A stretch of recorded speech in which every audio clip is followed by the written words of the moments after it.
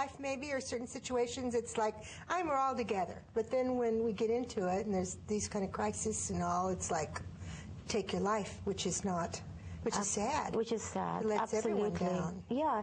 Well, you have to view the person's karmic life as well. Okay. And karma is not determined by just one lifetime.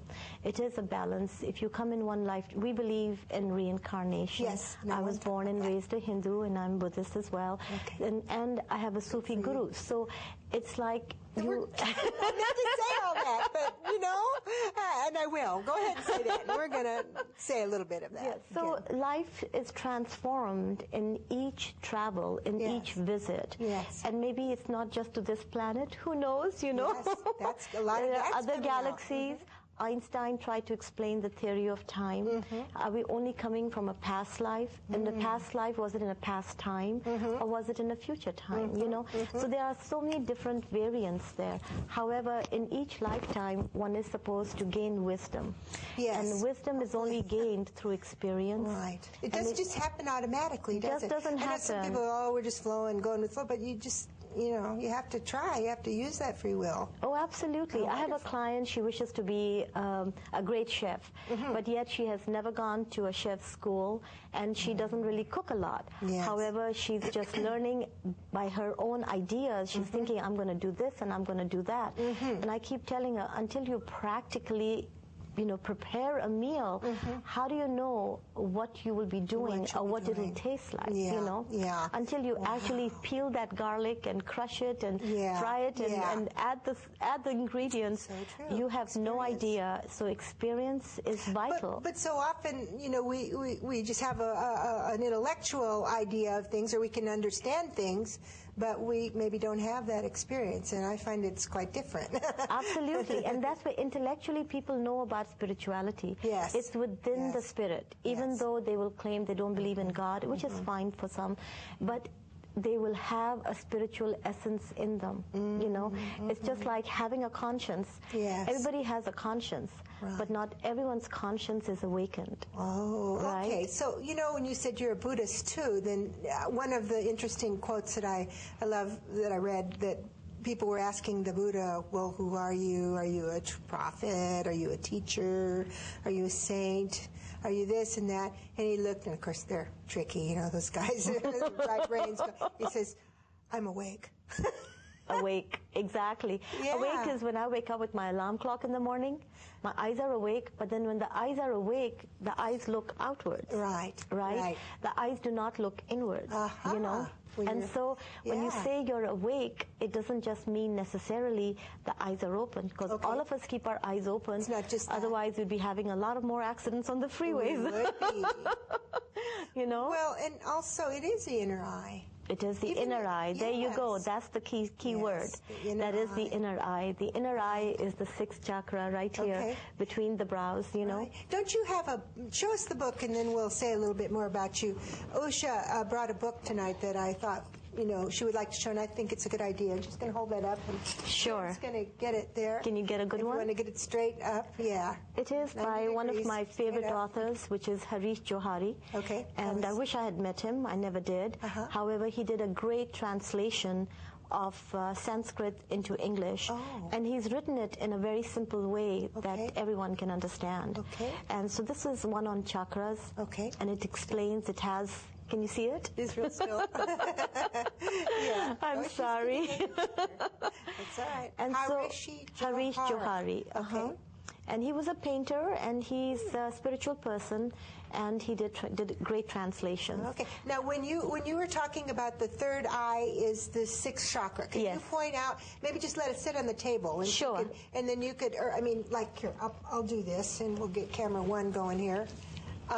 Can you point out where the sixth chakra is? The sixth chakra is right there between the forehead, between the eyebrows, in the center of the forehead. So it's this one right here. Correct. Okay, there we go. She's coming in on that. Okay, so it's right in.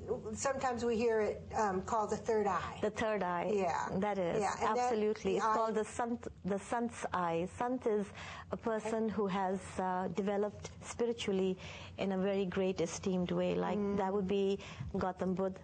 he opens his third eye, you know. That is a highly, it's a very high intellectual place to be in a spiritual sense.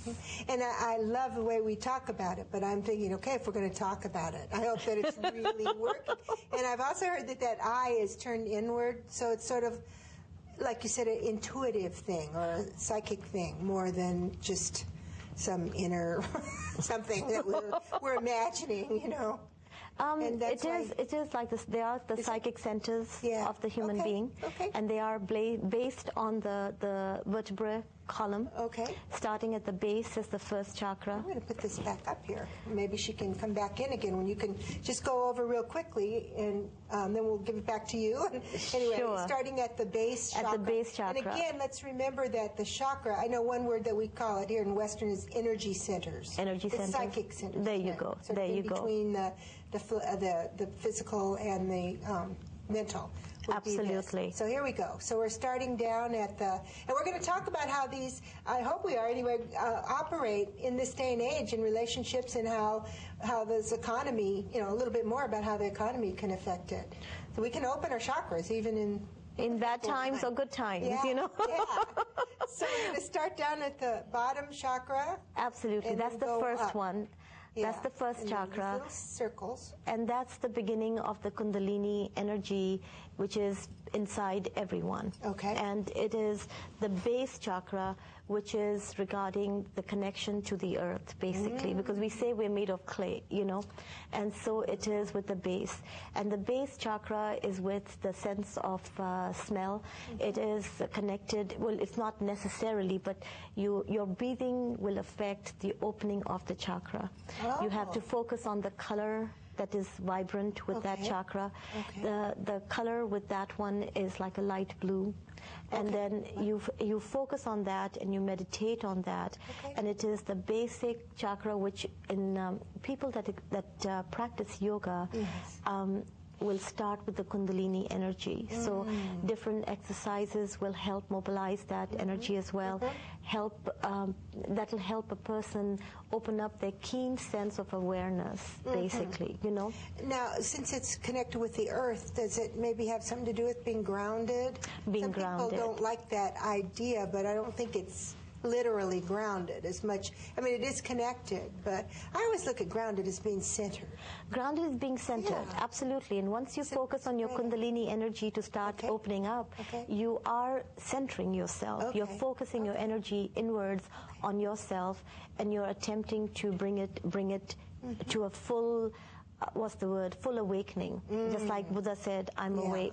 Well, it takes years of that. No one else can do it for you. That's the whole thing, you know. You know, that's so important, though. We have teachers. I always look at, I had one person that was a guest, and later she was saying, you know, I've always been kind of confused because, and I'm going to present this to you, because I know that people are already healed. In spirit, there is no pain, there's no sickness, but yet they're still sick and they need healing, and it was confusing.